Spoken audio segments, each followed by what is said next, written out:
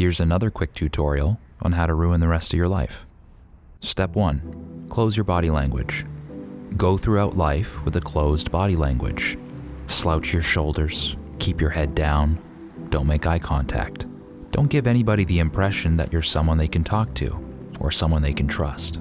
Appearing socially unreceptive will reduce the amount of friends you make and keep spontaneous human interaction to a minimum, which is great.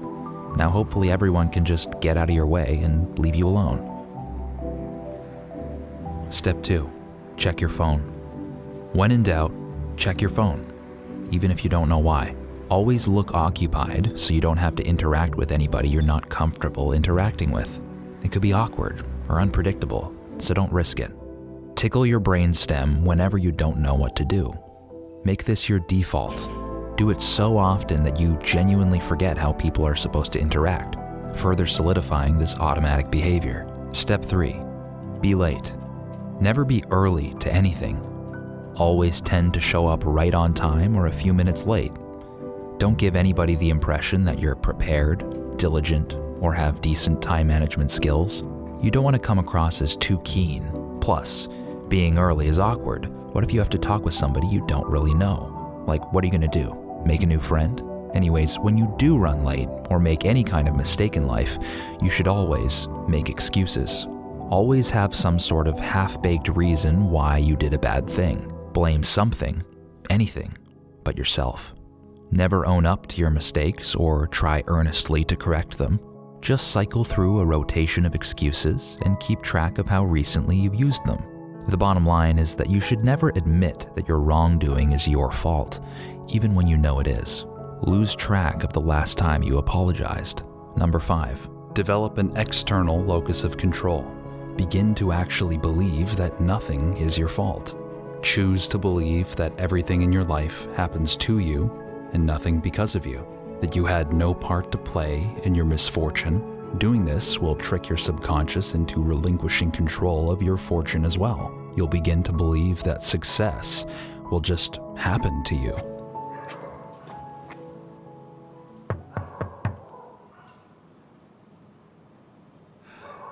Step 6. Steal the spotlight.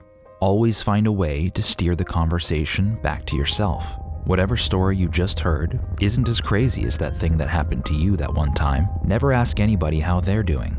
And if you do, out of courtesy, take the mic back as soon as possible. After all, how are you supposed to get any validation without talking about yourself? And you need as much validation as you can get.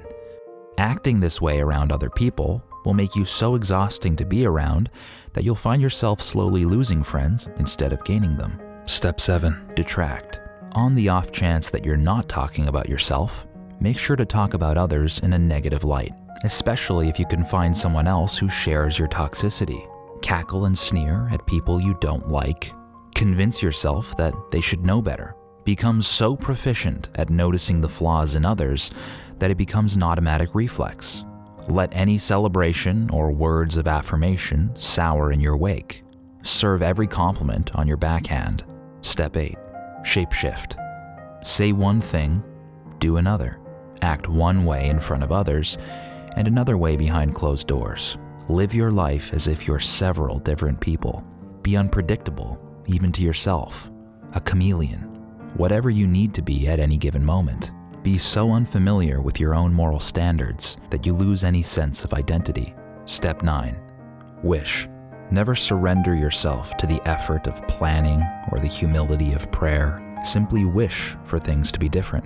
Fantasize daily about your perfect world and your perfect life. Reject the cards you've been dealt. Refuse to play an active role in the shaping of your destiny. Just wait for the knight in shining armor to come prancing down the hill. Step 10. Shrink. Regularly participate in activities that steal your life. Don't engage in behaviors that make you feel strong.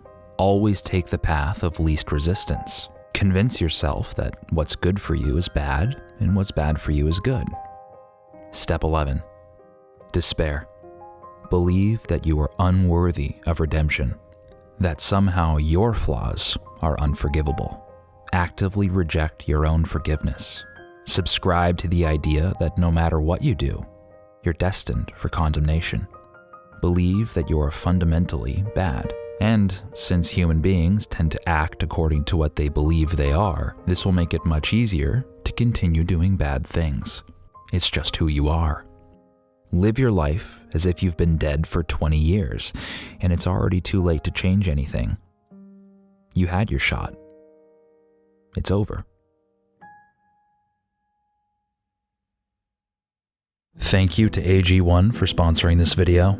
You all probably know by now that AG1 is my favorite supplement, and that's because there's almost no competing with its nutritional profile. It's packed with 75 vitamins, minerals, and whole food sourced ingredients in every single scoop. AG1 is by far the simplest way that I've found to help keep my body and mind feeling energized and optimized throughout the day. I also find that since it's sourced from whole foods, it's extremely bioavailable, which means that when I take AG1, it feels like my body can actually absorb it instead of just urinating it all out like so many cheaper multivitamins. So if you're interested in joining me in this very simple health optimization habit that I've been doing for almost 3 years now, then if you use my link in the description below, you'll also get a year's supply of their vitamin D3 and K2 complex, as well as 5 AG1 travel packs with your first purchase. So make sure to check out that link, and thanks again to AG1 for sponsoring this video.